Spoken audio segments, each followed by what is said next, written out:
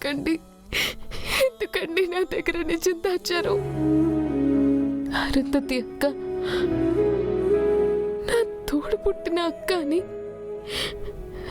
మీకు తెలిసి కూడా మీరు నాతో ఎందుకు చెప్పలేదు? ఎలా చెప్పమంటావు బాగి? నీ చిన్నప్పుడే దూరమైన మీ అక్క నీకు శాశ్వతంగా దూరం అయిందని చెప్పనా?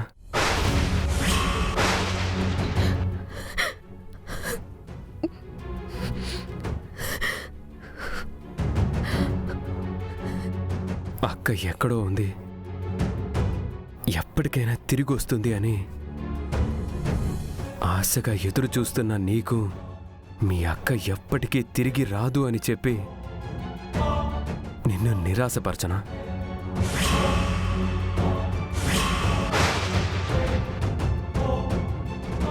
నువ్వొచ్చింది నీ సొంత అక్క స్థానంలో, కానీ నీతో ఎలా చెప్పను బాగి?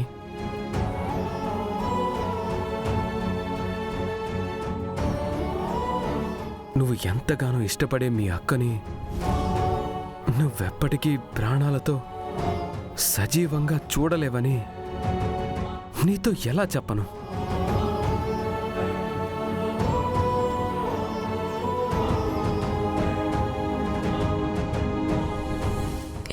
ఏమండి,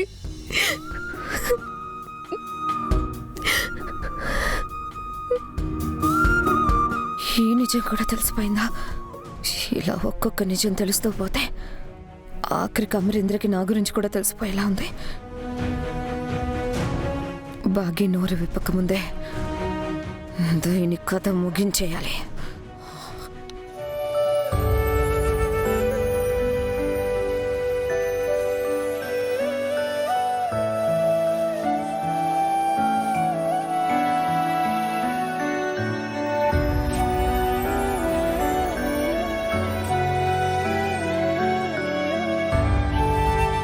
నువ్విలా బాధపడతావనే ఇన్ని రోజులు నీతో చెప్పలేదు.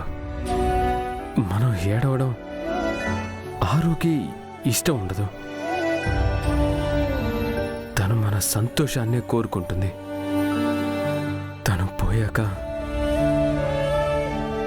నేను ఎక్కడ ఒంటరి వాణ్ణవుతాను అని నిన్ను నాకు దగ్గర చేసిందేమో.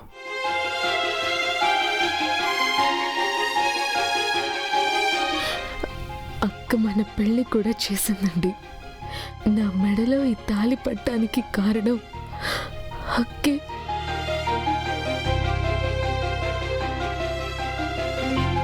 నాకు పిల్లలకి తోడుగా ఉండాలని నిన్ను పంపించిందేమో బాగి.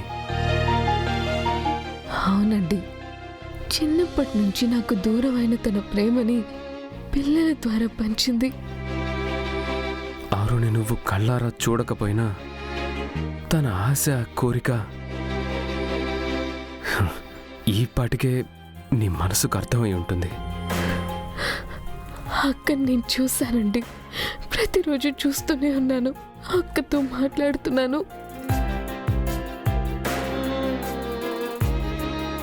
నువ్వు ఆనందంగా ఉండడమే ఆరోకి నువ్విచ్చే ఆత్మశాంతి బాగి.